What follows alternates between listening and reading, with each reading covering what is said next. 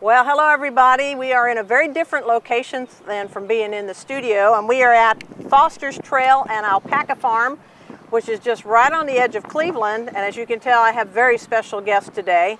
But let me introduce first. We have Susan and Peter Goodwin, and they run the Alpaca Farm. And so today we're going to have an educational experience and find out all we can about alpacas and learn about how you can bring your family out here and visit. And Regina is going to have some great questions for us. And first of all, let's find out who these guests are. Peter, who are these? Well, this is Angel Eyes. She's about a 3-year-old mom, and that's her first baby. We call them Krias. Her name is Kalista. Kalista. Which in Greek means most beautiful one. And she is about 4.5 months old. Wow. So we'll wean her in about another month or so. Okay. So she's thirsty right now. Yeah, she's having a little lunch. Having a little snack. Well, an alpaca farm, now I tried to do some reading on alpaca farms, and I found out I don't think you eat them, do you? No, you don't eat them. They're predominantly, they were raised and domesticated by the Inca Indians about 6,000 years ago for their fiber at that point. And that's what they are for in the United States. So we'll shear them once a year. We'll shear them in April this year. And you get about between 4 and 7 pounds off just the blanket. You see how thick and it is? then right now she's probably got about that much fiber on her. Wow. And we'll send that away to a mill and turn it into yarn. So we have a store on the site, and it's nice. You can actually buy the yarn, and we can take you out and show you which animal it actually came off of. That's amazing. Now, how many alpacas do you actually have here at the farm? I think right now we have about 48 on the property, but Goodness. a rule of thumb is you can raise about 8 on an acre. They're pretty easy on pasture because they don't pull the roots up on the grass. They just nip the top, so the grass can regenerate on its own. Okay. Hi. They only have bottom teeth, and then the top they have a plate. 4 stomachs. Guy once referred to them as a souped-up goat. Okay. The bottom of their feet are like dog pads with a nail over it. Okay. They're pretty user-friendly. They're not pets, but they are kind of semi-livestock. They know their names generally, etc., and they all have their own personalities. Here comes one. Here comes another one. What's your name? This one is actually named Ruby. She's Hi, Ruby. about a 6-year-old female. Hi, Ruby. Ruby. Well, she's good looking. Yeah, she's Bolivian Chilean by background. This one is Peruvian. Now, how long does an alpaca live for? What's the lifespan for an alpaca? The lifespan is about 18 years. Wow. Okay. Gestation period for a female to give birth is 11 months. So pretty long gestation period. Yeah, it is. They only have 1 baby a year. One, okay. Very rare to have twins, okay? Okay. The baby will weigh directionally about 15 to 18 pounds. That moms always have the babies in the morning, believe it or not. And that's a herd mentality from heredity, because if you think about it, the herd had to move during the day. Sure. So the first thing in the morning to have the baby get up, and within an hour they're ready to run and move with the rest of the herd. Really? They can get on. They're pretty resilient animals. I love this one. It's kind of going. Yeah, they communicate by humming. Okay, what is she saying? I have no idea. Okay. She's saying. Now, when you're out here in the pasture, and this pasture looks really clean. Right. So where are all the, Alpaca not to be crass, where's all the poopy piles? Well, the reason we got into them originally was because of that, one of the things, because they go to a common dung pile. So we keep the pasture pretty clean. Is that what those are out there? Yep, that's one spot. That's like a community outhouse. So they go there, and then we clean it up, and we take it over, and we compost it and sell it for compost. So awesome. It also benefits because the biggest problem with it is digestive problems. So the more you keep the pastures clean, the better it is for them as health-wise. Sure. Now, do you raise them as a business to sell them? Or do you raise them for the wool to sell the wool, or is it kind of a combination of? We sell and shear them, but we're also a breeder that sells the animals to other farms and people interested in getting into the business. It's kind of a unique business in that it's kind of green. It's pretty easy to do. I mean, they're very user friendly. They're not like a horse or something that's going to kick you and really knock you out. They've got a neat personality, and It's something you can do as a retirement. You want no- So they come in all price ranges from, we have boys that we'd sell for $250 on up. And generally you'd like to see a new farm start off with 3 animals because they're a herd mentality, and obviously if you put one out in a big pasture by itself, it's going to worry itself to death and it's just going to get sick. Now what makes the pricing on them different? Because I know you told me, you know, they can sell from $250 all the way up to thousands and thousands and thousands of dollars. So what makes one worth more than the other? Well, they're all blood typed and they're all microchipped, so we know the lineage of all the animals going back. So lineage is important. The other thing is, if you think about, you're trying to raise an animal to produce fiber. So there's characteristics called density. The closer together the fibers are, or the hair on the animal, the more you're going to produce out of that animal.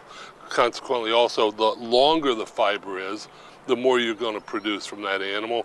And then the third thing is called crimp, which is waviness, and that helps denote fineness and body. So those are the greater those characteristics, the more valuable the animal. And I noticed that you have won several awards for showing these. Yeah, we travel for anywhere from we've gone as far away as Grand Island, Nebraska, to Pennsylvania, to Charlotte to show the animals. And what that does is measure how our breeding program is doing relative to other programs in the country. And I would assume that makes them more valuable. Yeah, the better. As far as breeding. Yep. This girl right here has won several color championships, which is the best of all the browns at the show. So she's fairly valuable, and that offspring comes from a pretty famous male. So we're hoping to do very well with her. Okay, we are inside the shop right now, and so Susan, I want you to tell us a little bit about how to contact you, hours of operation, how they can call you, how they can get out here and see this fabulous place. So if you can kind of tell them how to contact you, that would be great. Great. We actually have a website, which is fosterstrailalpacas.com. And there's directions listed on that. You can also phone us at 423-559-9100 and make an appointment to come out and visit the animals and the shop. We're not open. We don't have regular hours at this time. But we also, the last weekend in September, we will be open Saturday and Sunday for National Alpaca Farm Days, and it's open to the public. So anyone can come and just venture around the farm and pet the animals and so forth. So it's really nice. So if they want to contact you and come out and see you, they need to give you like about a 24-hour notice, would you Yeah, say that would be great. Just weekends are better just because we do, have full-time careers as well. But yes, anytime. We try to accommodate any requests we get, so definitely. Okay. Well, we are going to go out and look at the showgirls at this point in time, and then see what they present to us, and just kind of continue. But I am encouraging everyone, wouldn't you say, Regina, to come out here to the alpaca farm and purchase something, and we'll see what all is out here and go from there. Beautiful things out here. Regina's going to leave with a trunk load of... I'm going to go get my checkbook. Okay, that sounds like a good thing. So we'll go see the showgirls right now. All right, you may not be able to tell this, but we have actually changed pastures, and we are now with the showgirls. And right here we have a champion showgirl.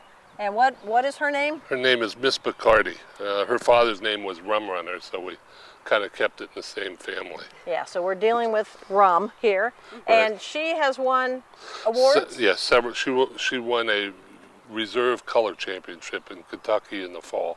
And what does that mean? That means she was, of all the brown animals, because she's a brown, there was a champion, and then the reserve champion is second. So, and she did that as a juvenile, which was pretty good, because they generally don't hand them out to young. She's now about almost a year old. Okay. So this fall we'll shear her, and this fall we'll take her to shows, and she'll show in the yearling category. Okay. Is that as big as she'll get? Oh, no, she'll get bigger than that. She's also probably not for sale, because this is my wife's favorite animal. So until the farm dies, this one is not for sale. So. Gotcha. Now, when they win an award, is it a prestige award? Is it you win a cash award? What is an award? Some shows have cash, okay?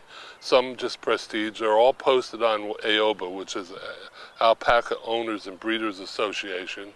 And so the more awards you get, the higher the quality of the animal. Consequently, the higher the value of the offspring, because Okay. you're trying to promote, again, better and better animals with higher quality fiber. Okay. Now, what made you guys, possessed you guys, to start an alpaca farm in Cleveland, Tennessee? Well, it was really my wife found the idea, because we bought Okay. the property, and it was about 7 or 8 acres back here, and Okay. we looked at horses, and horses were too big, and we looked at cattle, and cattle were too messy, and one thing led to another, and we found this, and it's a great hobby. It's mind and stimulating, because you're trying to breed, so you're figuring out which male to breed to which female. It has a sense of competition, because you go to shows and compete. They're pretty user-friendly. They're easy to care for. So from a lot of standpoints, it was just something that we kind of grew right into. Is it hard to teach yourself to be an alpaca farmer or No. breeder or? Just No. experience, I mean, just learning. Yeah. And research. Susan does very well. She takes care of all the medical shots and everything. Wow. So you're like their veterinarian and their Yes. mommy and all of those things, right? Yes. Yes, and I help with the babies if we need to, so we're Get close to me so I can hear Now, you. how big are the babies when they're born? Because, we're seeing them about 3 About feet tall. 15, about 15 pounds, 18 pounds. So they're like a good dog, Yeah, like here's Foster. like Foster. Hey, This is who the farm is Yeah, named you need to lift up after. Foster. This is Foster. yeah. He snuck in under the fence. He's not Yeah. supposed to be in The here. farm is named after the dog. The dog have special breeding too? He was a pretty expensive animal when we got him, yeah. There you go. There you go. But Now, do you sell these animals all over the United States and all over? we've sold them as far away as Maryland, okay? And most everything on the farm is for sale, okay? Except this one. Except this one, yeah. Okay. We have boys over here that would sell for $500, and obviously breeding females would be starting off at the low range of $3,000 or $4,000. So the women, are As more usual, expensive the and more about- costly than the males. That's So right. that sounds about fair, Yep, doesn't it? Yep, that's right. Well, that's good. And then how often do you said they breed once a year, so Yeah. then once you've You had them breed, you sell them after that immediately, or how old do the babies get before you can sell 6 them? months. 6 months, okay. And the other thing is you can breed the female about 24 days after the last birth. Wow. They don't have a cycle per se. The actual act of breeding causes the female to ovulate. Okay. So, But you guys don't like to do that. What? To breed them immediately. no, we wait about 4 or 5 months. Right. Okay. Yeah, you need a little recovery time Yeah, after we that. we give our mom. But some of the bigger farms are like puppy mills or anything. Mm-hmm. They're slamming out a lot of animals Okay, quickly. well, We just don't believe that. we are going to Did you close breed the down showgirls? this segment and head to a commercial break.